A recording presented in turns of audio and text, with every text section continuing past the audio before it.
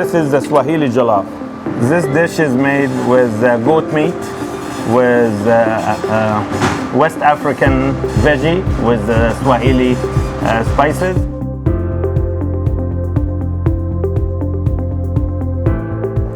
This right here is called the combi oven. Combi oven uses technology where we cook your food with steam. That means a lot of our foods are not now fried for health purposes. It is able to decrease the cooking time by almost 80% of the normal time that you use to be able to make a meal. And do it consistently. We have the ability to feed 180 guests in the dining room at the same time. 70 dishes can go to a table at the same time, same consistency, and a lot faster than 5-6 cooks cooking on the line by themselves. We try to do home food. Home food. And the secret is that, because when mom cook, she tasting, she smelling, she know that. So we try to do the same.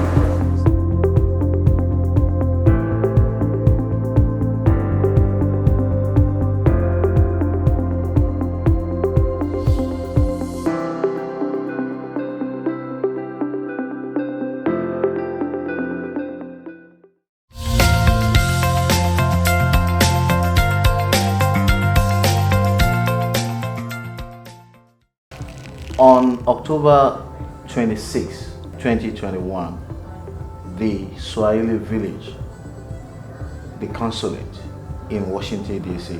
will be officially open to the diplomatic communities and to the world. What should we expect on this day? On October 26, we want to celebrate the birth of a global brand that started with a big dream and with a lot of hard work, a lot of experiences that's gonna change the history of American hospitality. We're gonna be cultural, we're gonna be entertainment, we're gonna be great food and great service in one space that would introduce conference rooms, business area, and entertainment for family and for community. Thank you so much, Mr. Emad. Mr. Kevin, I want to talk to you about some challenges you face conceptualizing the idea of Swahili Village to the implementation. What are the challenges you face in the process? Starting off is usually not the hardest thing. It is the steady hands and persistence and insistence and believing that is usually a challenge. It's very easy to quit. During the process of conceptualizing this brand, we've gone through all kinds of things, manner of things that would have actually literally, killed the hope. The first one was when we moved from the small location to a large location, we grossly underestimated the cost that it was going to take to build this restaurant. And so in the process of doing it, you realize that you have run out of money that you had planned to use to finish the restaurant, and then now you're paying rent and you're not able to finish the restaurant. However,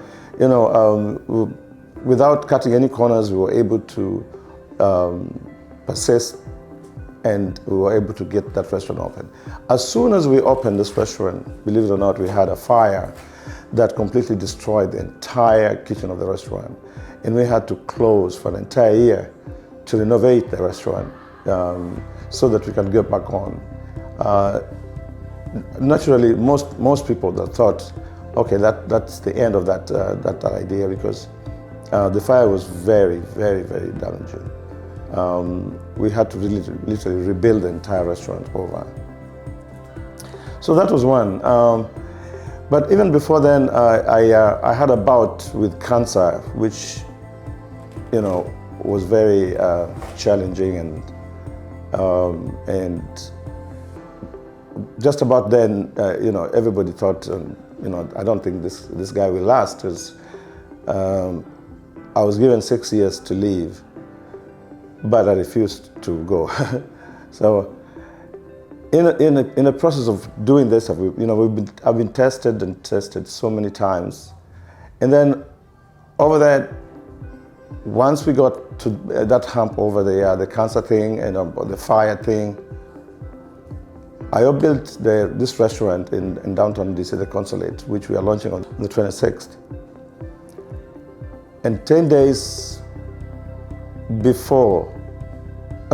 after we launched, and we had the privilege of hosting the President of the Republic of Kenya.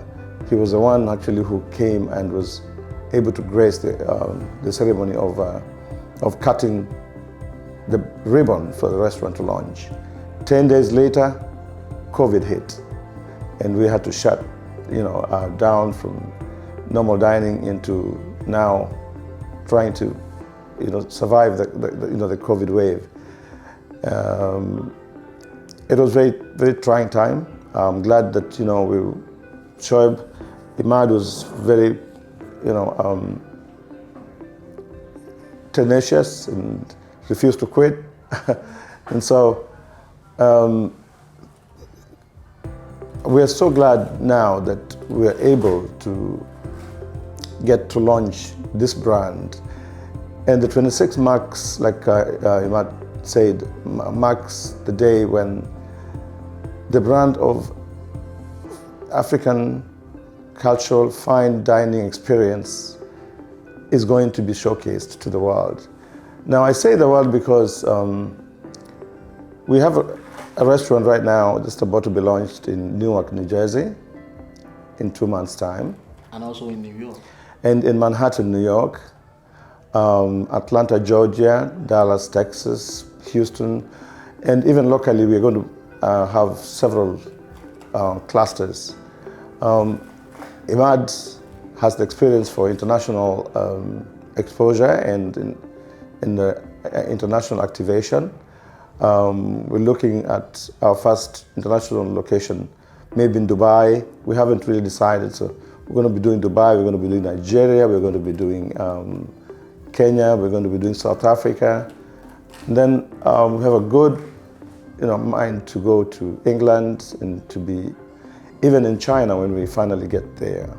But 26 marks the first day that the world gets to experience what is possibly going to be the first African, fine dining brand to the whole globe.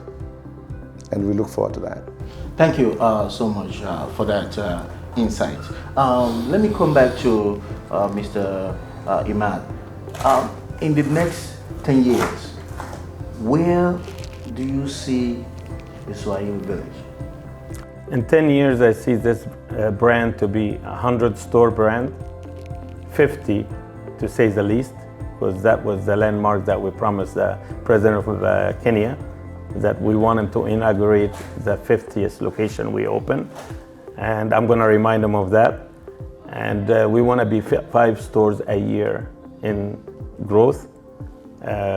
Is that nationally or internationally? We want to focus first in solidifying the brand nationally, so we become a national brand, and then we'll go international when we're ready with the people, resources, and training system that will introduce this as a system of hospitality, not just a restaurant chain.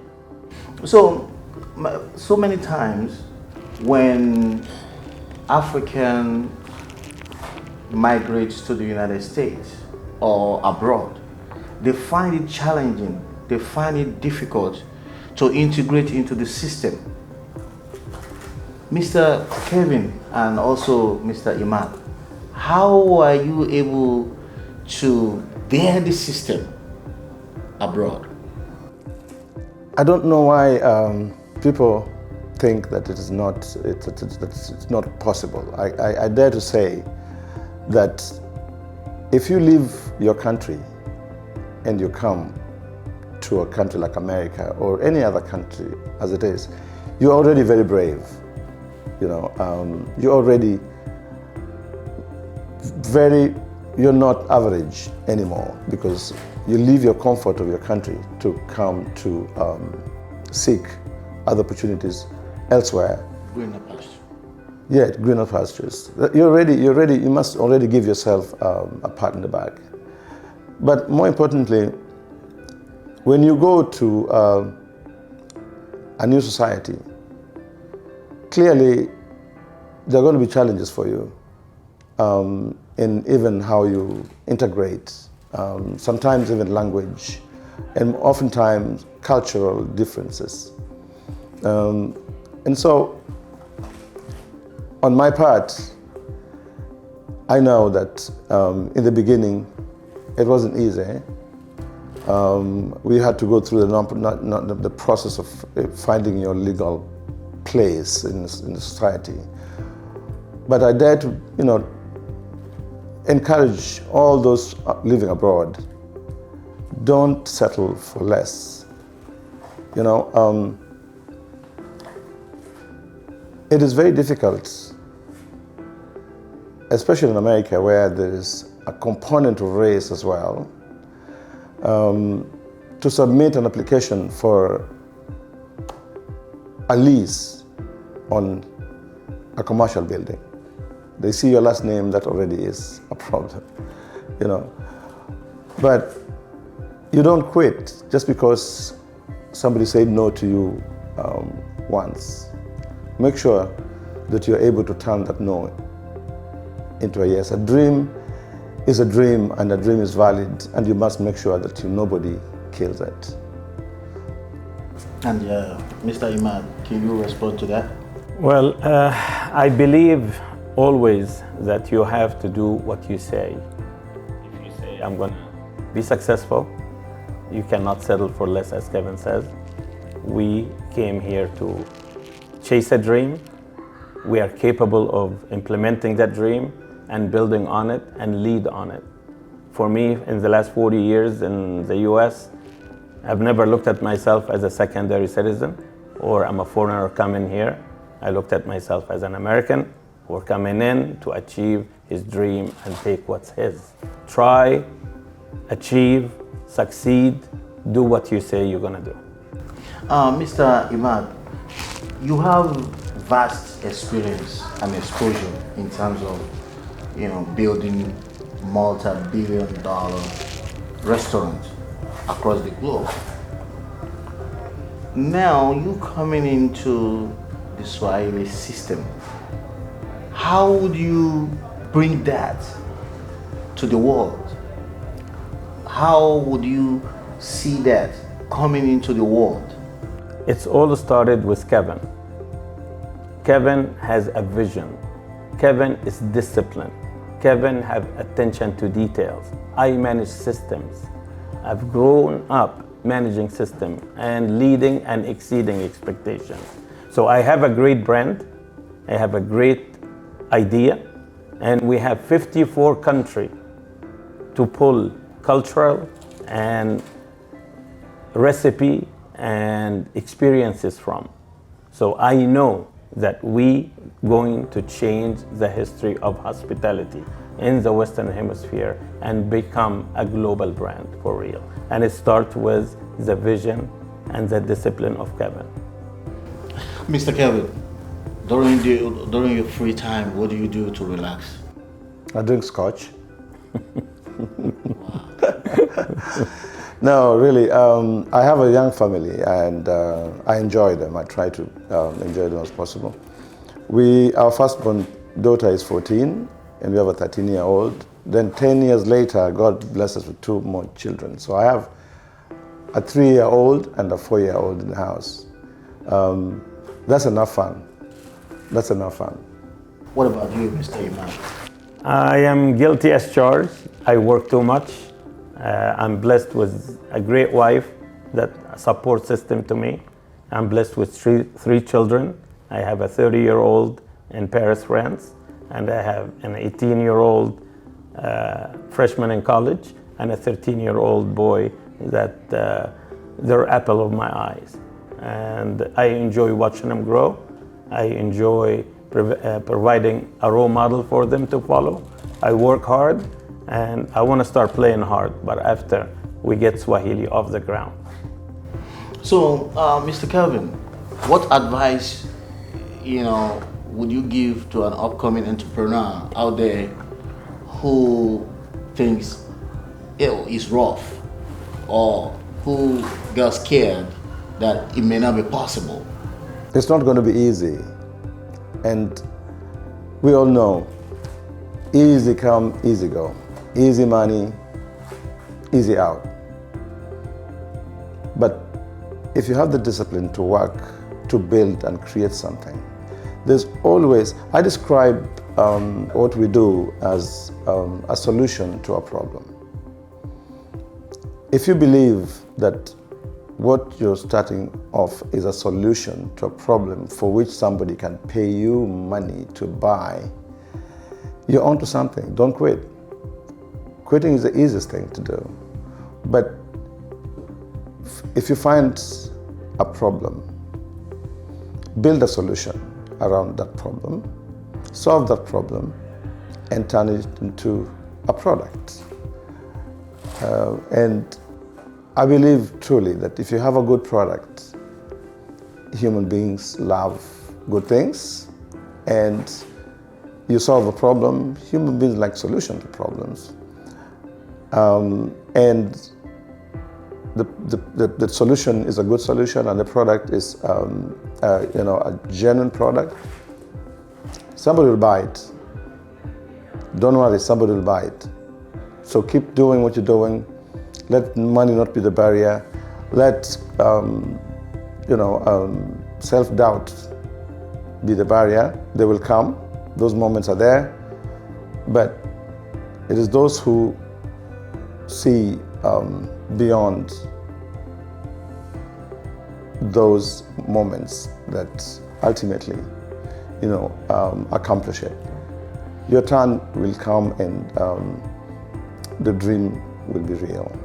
Wow. So, are you fulfilled looking at your ideas becoming a one-stop shop for global restaurant?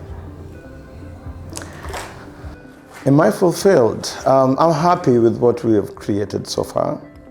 The world is still out there, full of all kinds of needs, and for now we're focused solely on making sure that the brand is solid.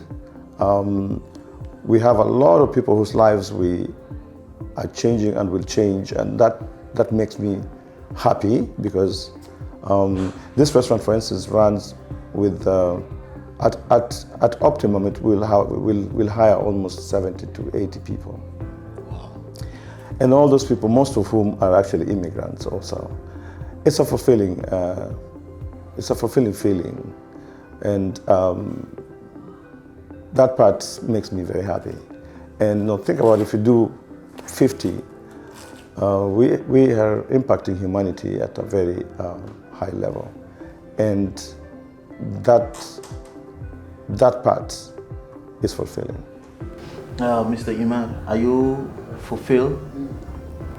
I am, as Kevin said, I'm very happy with where we're at.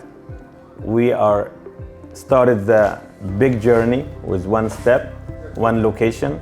We're going to be disciplined, and I'm not going to be fulfilled till we are a global brand, domestically and internationally. Every city in major America will have a Swahili village, and we're going to provide our culture. We're going to present our way of life, and we're going to be proud doing it, and then we'll take it back home. Then I'll be fulfilled. Thank you so much, Mr. Kelvin, and also Mr. Shoeb Emad, for talking to me about this wonderful Swahili village concept. I will continue to follow the story of Swahili village across the United States, going to Virginia, New Jersey, and also the big city in New York. And I'll continue to bring that excitement and a wonderful time with the Swahili people and the customers from across the United States to you, our viewers. Thank you for watching. My name is Abdul Rashid Abubakar. Until I see you again, I say have a wonderful day. Bye.